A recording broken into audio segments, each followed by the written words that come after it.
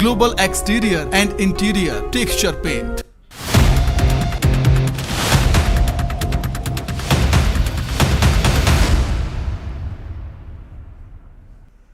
नमस्कार, महासंग्राम 2023 आप देख रहे हैं और आपके साथ मैं हूं अंशिका पाठक। यशोधरा राजे सिंधिया ने चुनाव से पहले एक बड़ा बयान दिया है। यशोधरा ने कहा कि वो विधानसभा के लिए प्रचार नहीं करेंगी। अगर चुनाव प्रचार करना होता तो अपनी लेकर लेती। उन्होंने कहा कि ऐसे तो मैं ही खुद खड़ी हो जाती। तो यशोधरा राजे सिंधिया जो स्वास्थ्य का हवाला देकर पहले ही कह चुकी हैं कि चुनावी मैदान में नहीं दिखाई देंगी, अब उन्होंने प्रचार के लिए भी बड़ा बयान दिया और कहा कि मैं प्रचार नहीं करूंगी। अगर इतना ही प्रचार करना होता तो क्या मैं अपने लिए नहीं कर लेती।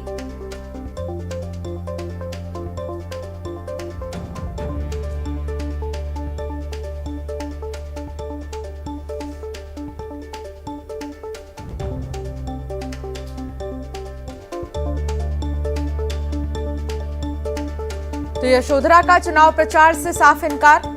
चुनाव प्रचार करना होता तो अपने लिए कर लेती। उन्होंने कहा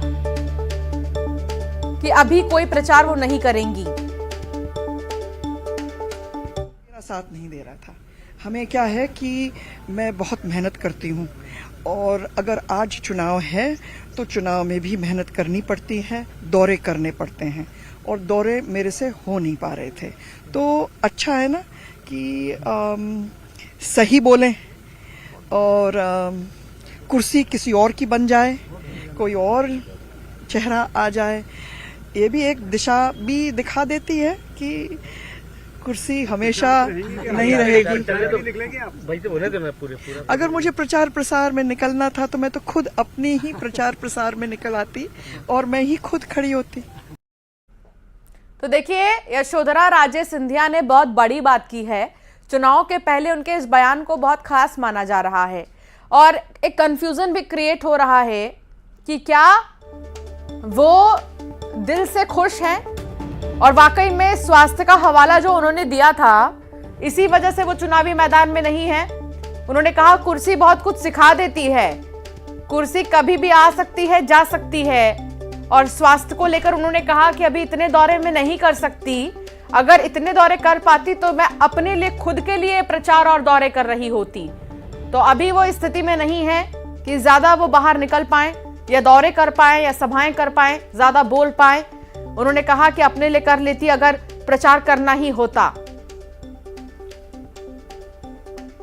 तो यशोधरा राजे सिंधिया का यह बयान राजनीतिक लिहाज से भी अगर देखा जाए तो काफी ज्यादा मायने रखता है।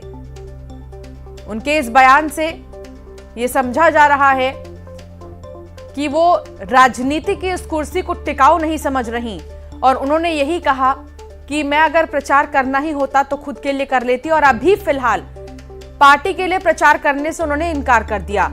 सुशील कौशिक संवाददाता साथ जुड़ गए हैं। सुशील, यशोधरा राजे सिंधिया के इस बयान को कैसे देखा जाए? उनका पहला तो ये चीज कहना कि अगर प्रचार करना ही होता तो मैं अपने लिए कर लेती, फिलहाल मैं किसी तरह का कोई प्रचार नहीं करूंगी। दूसरा, उन्होंने राजनीति के लिए कहा कि ये कुर्सी सब कुछ सिखा देती है। क्या समझा जाए? बिल्कुल, देखिए, यशोधरा राजे सिंधिया के इस बयान के कई मायने हैं। पहली बात तो ये कि इस बार उन्होंने चुनाव लड़ने से एन वक्त पहले मना कर दिया था। शिवपुरी विधानसभा सीट से वो विधायक थी, खेल मंत्री है और यही वजह कि उनके मना करने के बाद बीजेपी ने यहाँ देवेंद्र जैन को उतारा है। अब आज जब उनसे इस बारे में बातचीत की गई, जब पूछा गया कि वो क्या शिवपुरी में प्रचार प्रसार करेंगे, क्योंकि चुनाव में कैंडिडेट डिक्लेयर होने के बाद से शिवपुरी में उनका दौरा नहीं हुआ, ना ही किसी तरह की कार्यकर्ताओं के साथ बैठक हुई थी, तो उनका यही कहना था कि अगर वो चुनाव प्रचार करने वाली स्थिति में होती तो वो खुद चुनाव लड़ती थी। उनकी सेहत ठीक नहीं है, यही वजह है कि उन्होंने चुनाव लड़ने से इनकार किया है और इससे माना जा रहा है कि जो आज उन्होंने बयान दिया है उससे लगता है कि कहीं ना कहीं वो शिवपुरी में प्रचार नहीं करेंगी, जो उनके बयान से नज़र आ रहा है। लेकिन अभी महल में शिवपुरी के जो बीजेपी के प्रत्याशी है और उनके समर्थक है, उनके साथ यशोधरा ने बैठक की है और निशिकांत जो प्रभारी है शिवपुरी जिले के, वो भी ग्वालियर आए हुए हैं। तो यहाँ शिवपुरी के बीजेपी प्रत्याशी देवेंद्र जैन, उनके समर्थकों के साथ, अन्य लोगों के साथ यशोधरा राजे सिंधिया की बैठक चल रही है। तो निश्चित तौर पर माना जा रहा है कि कार्यकर्ता और जो प्रभारी है निशिकांत, वो भी मनाने का प्रयास कर रहे हैं यशोधरा को कि चुनाव में वो शिवपुरी में प्रचार करेंगे। कहना है सुशील कि 4 बार कोरोना होने के बाद में शरीर साथ नहीं दे रहा है, ऐसे में पार्टी के लिए कुछ जगहों पर जाकर प्रचार तो कर ही सकती हैं।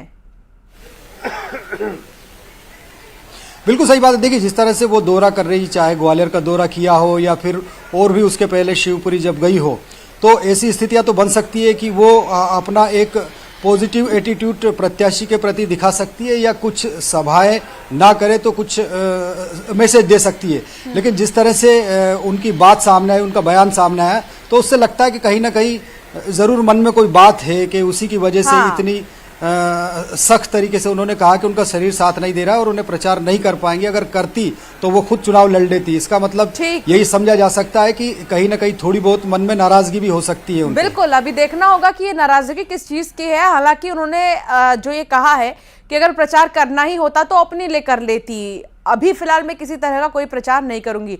सुशील, आप बने रहिए, आगे भी आपसे जानकारी लेंगे।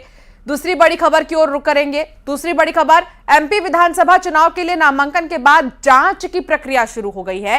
प्रदेश में कुल 3832 प्रत्याशियों ने नामांकन पत्र दाखिल किया, जिसमें जांच के बाद कई प्रत्याशियों की मुश्किलें बढ़ गई हैं। चुनाव आयोग की तरफ से 916 प्रत्याशियों के नामांकन पत्र निरस्त कर दिए गए। बताया जा रहा है कि इन नामांकन पत्रों में कमियां पाई गई, जिसके बाद कुल 2914 नामांकन पत्रों को ही कानूनी तौर पर मान्य माना गया है।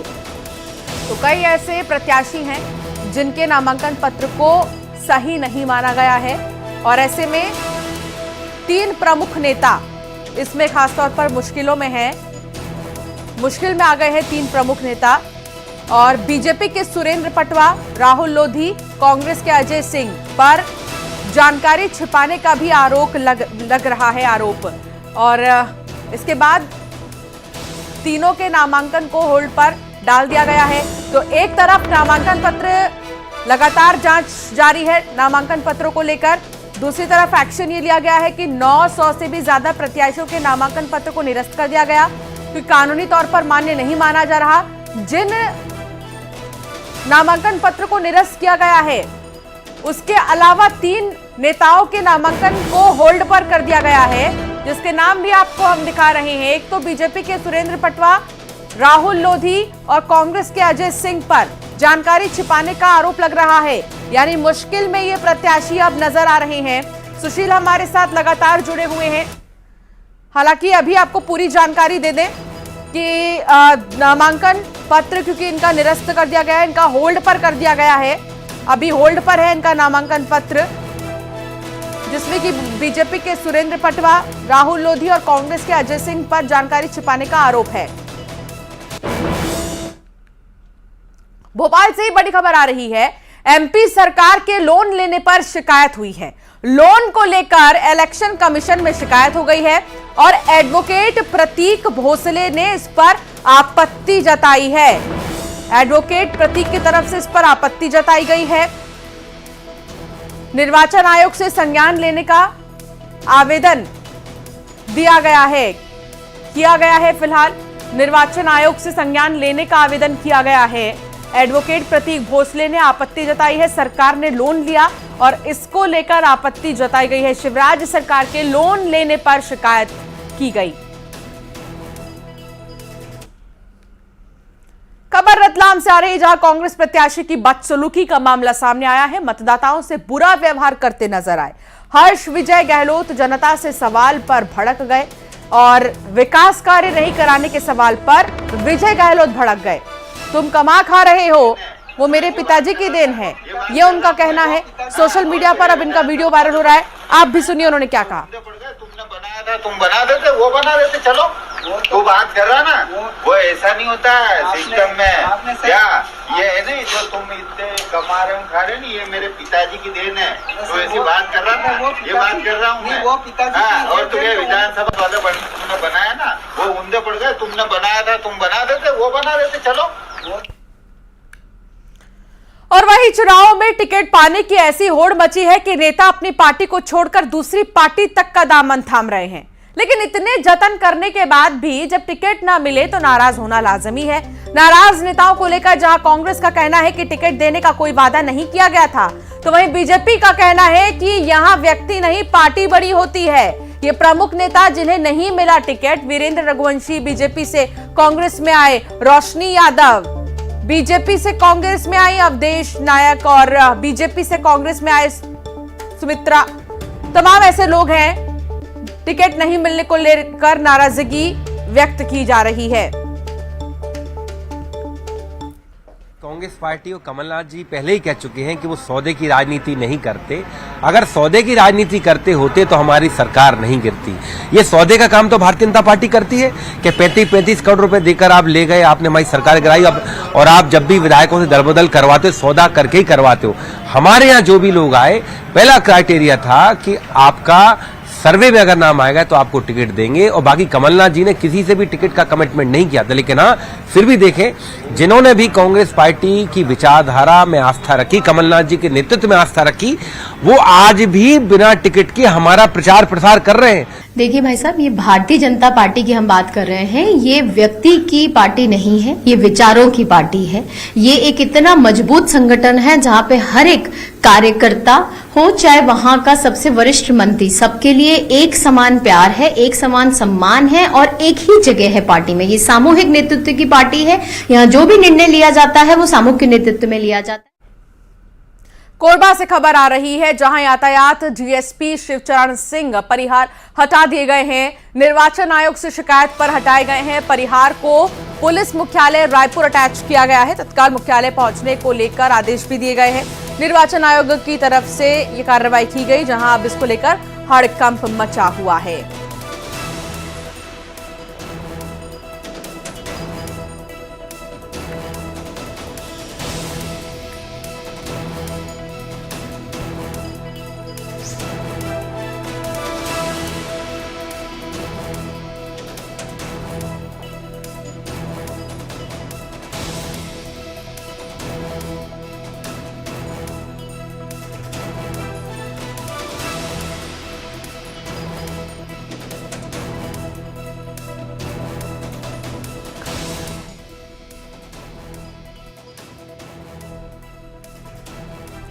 निर्वाचन आयोग की तरफ से कार्रवाई की गई है। यातायात डीएसपी शिवचरण सिंह परिहार हटा दिए गए हैं और ऐसे में निर्वाचन आयोग से शिकायत पर ही उन्हें हटाया गया है और फौरन परिहार को पुलिस मुख्यालय रायपुर से अटैच कर दिया गया है। अब्दुल हमारे संवाददाता साथ जुड़ गए हैं। अब्दुल, क्या जानकारी मिल रही है इस मामले में? जी, आपको बता दूं कि ट्रैफिक डीएसपी जो है शिवचरण सिंह परिहार, उनके खिलाफ शिकायत निर्वाचन में पहुंची थी और उसके बाद निर्वाचन आयोग ने इस पर संज्ञान लेते हुए तत्काल पुलिस मुख्यालय को आदेश जारी किया कि उनका वहां से हटाया जाए और उसको लेकर पुलिस मुख्यालय से भी आदेश जारी हुआ है और उन्हें रायपुर अटैच किया गया है। बहुत शुक्रिया एक्सक्लूसिव जानकारी पहुंचाने के लिए अब्दुल।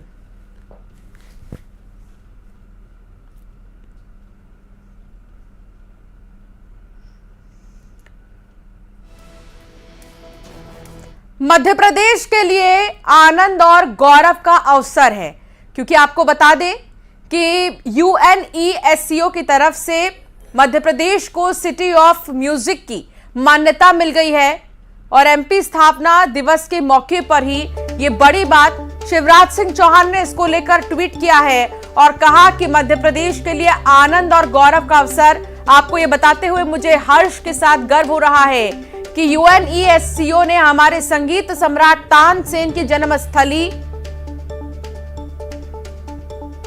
ग्वालियर को सिटी ऑफ म्यूजिक घोषित किया है। 68वां स्थापना दिवस है मध्य प्रदेश का। इस मौके पर राजधानी भोपाल के मंत्रालय स्थित पार्क में राज्य स्तरीय कार्यक्रम का आयोजन हुआ। यहां मध्य प्रदेश गान का सामूहिक गायन हुआ। सभी अधिकारी कर्मचारी की मौजूदगी में सादगीपूर्ण तरीके से आयोजन हुआ है। लेकिन इस बीच आपको बता दें कि शिवराज सिंह चौहान ने ट्वीट किया है और ट्वीट कर इस बात को लेकर खुशी जाहिर की है। ज्योतिरादित्य सिंधिया ने भी ट्वीट किया है और कहा कि अब सिटी ऑफ म्यूजिक कहिए ग्वालियर को, अब सिटी ऑफ म्यूजिक कहिए ग्वालियर को। सिटी ऑफ म्यूजिक का तमगा दिया गया है ज्योतिरादित्य सिंधिया ने खुशी जाहिर की है। अब ग्वालियर को सिटी ऑफ म्यूजिक कहा जाएगा। इंदौर तो है ही स्वच्छता में number 1, Gwalior city of music बन गया है। हालांकि भोपाल को सिटी ऑफ लेक कहा जाता है और इस तरीके से तमाम नाम अलग अलग शहरों को दिया जा रहा है मध्य प्रदेश के लिए। और ये मध्य प्रदेश के लिए बहुत बड़ी बात है कि आज 68वां स्थापना दिवस है और इस मौके पर ग्वालियर को सिटी ऑफ म्यूजिक के रूप में आगे से जाना जाएगा।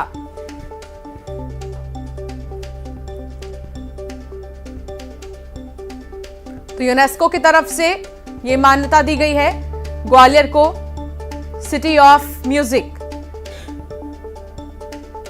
सुशील संवाददाता साथ जुड़ गए हैं। सुशील, ये बहुत बड़ी बात है मध्य प्रदेश के लिए, खासतौर पर ग्वालियर के लिए, जो कि अपनी सियासत के लिए भी जाना जाता है और म्यूजिक के लिए तो जाना जाता ही था। अब और अच्छे तरीके से इसे लोग पुकारा भी करेंगे सिटी ऑफ म्यूजिक के नाम से।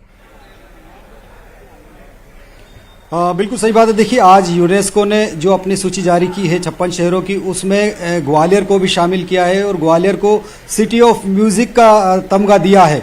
ये एक बहुत बड़ी खुशखबरी की बात है, न सिर्फ ग्वालियर के लिए बल्कि पूरे मध्य प्रदेश और देश के लिए, कि एक जो शहर है जो संगीत घराने के रूप में पूरी दुनिया में पहचान रखता है, उस ग्वालियर शहर को अब सिटी ऑफ म्यूजिक के नाम से जाना जाएगा। आपको बता दें कि ग्वालियर में संगीत सम्राट तानसेन का जन्म हुआ था, यहाँ उनकी समाधि भी है। लंबे समय तक उन्होंने ग्वालियर में ही अपनी कर्मस्थली बनाकर संगीत साधना की थी। उसके बाद सम्राट अकबर के नवरत्नों में उनको शामिल किया गया था। उनका जो संगीत है वो पूरी दुनिया में उसका जादू था। यही वजह है कि अब भी हर साल संगीत सम्राट तानसेन की समाधि स्थल पर उनकी याद में अंतर्राष्ट्रीय तानसेन संगीत समारोह आयोजित होता है, जिसमें पूरी दुनिया के बड़े बड़े संगीतकार, बड़े बड़े कलाकार आते हैं, प्रस्तुतियां देते हैं। माना जाता है कि ये संगीतकारों का तीर्थ है ग्वालियर और तानसेन की समाधि।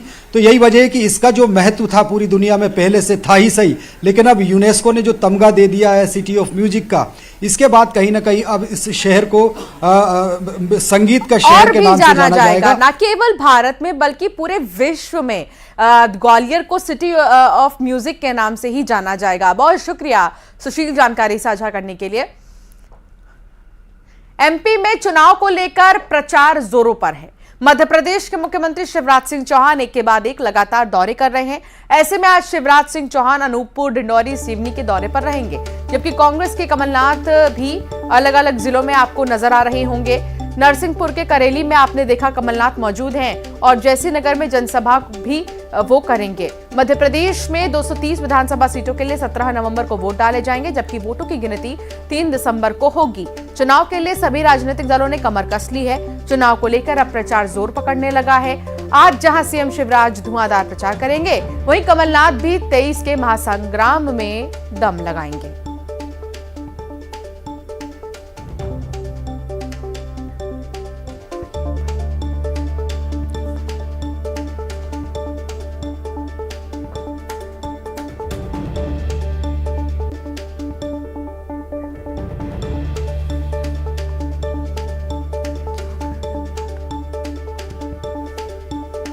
मध्य प्रदेश का 68वां स्थापना दिवस है आज और इस मौके पर राजधानी भोपाल के मंत्रालय स्थित पार्क में राज्य स्तरीय कार्यक्रम का आयोजन हुआ। आप तस्वीर भी देख रहे हैं, जहां प्रदेश गान का सामूहिक गायन हुआ।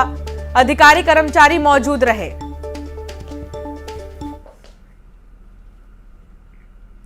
दूसरी तरफ प्रचार भी जोर पकड़ रहा है मध्य प्रदेश के चुनाव को लेकर। मध्य प्रदेश के मुख्यमंत्री शिवराज सिंह चौहान एक के बाद एक लगातार कई दौरे कर रहे हैं। ऐसे में सीएम शिवराज सिंह चौहान अनूपपुर, डिंडौरी, सिवनी के दौरे पर रहेंगे, जबकि कांग्रेस के लिए भी कमलनाथ अलग अलग जिलों में नजर आएंगे। करेली में मौजूद हैं कमलनाथ और यहां पर भी सभाएं करेंगे।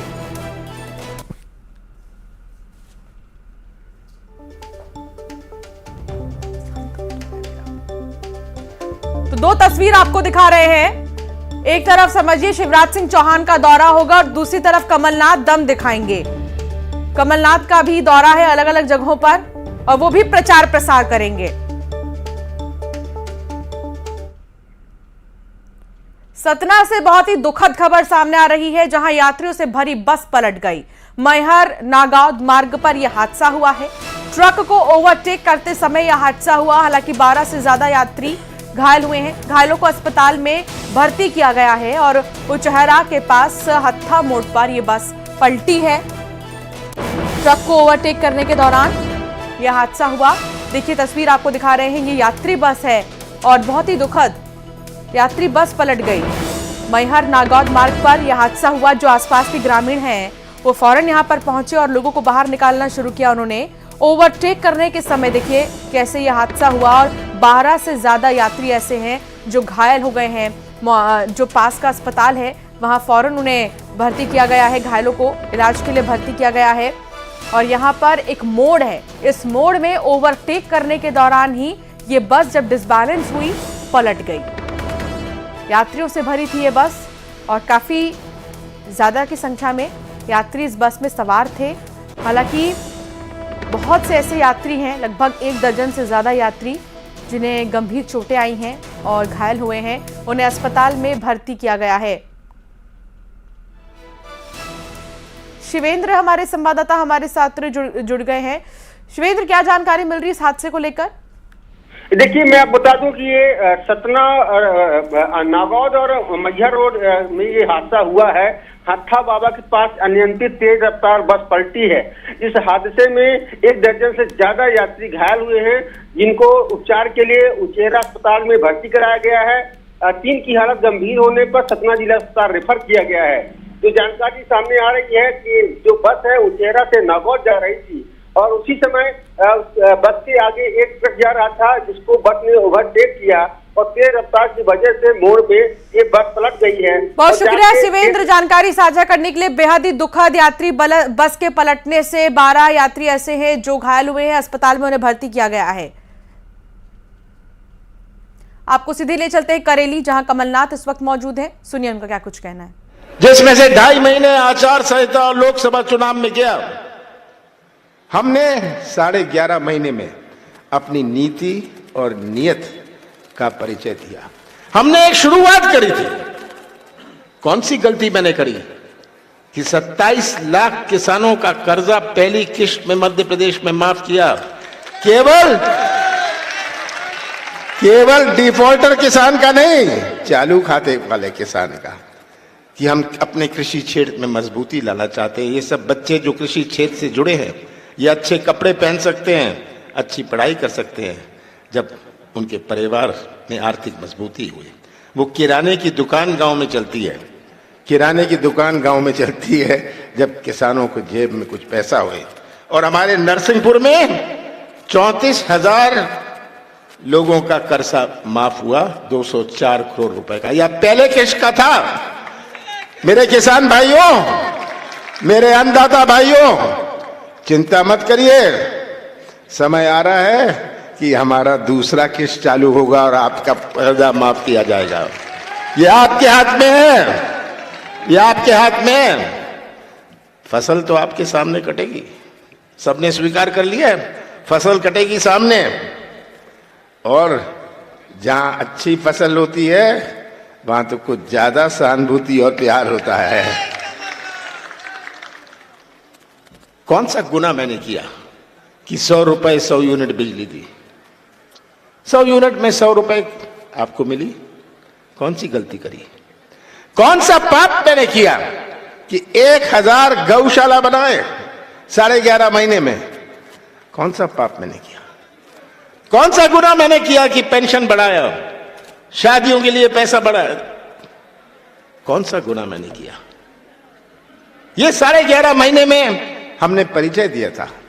एक शुरुआत कर रहे थे कि मध्य प्रदेश की पहचान बने, मध्य प्रदेश की पहचान बने तभी तो निवेश आएगा।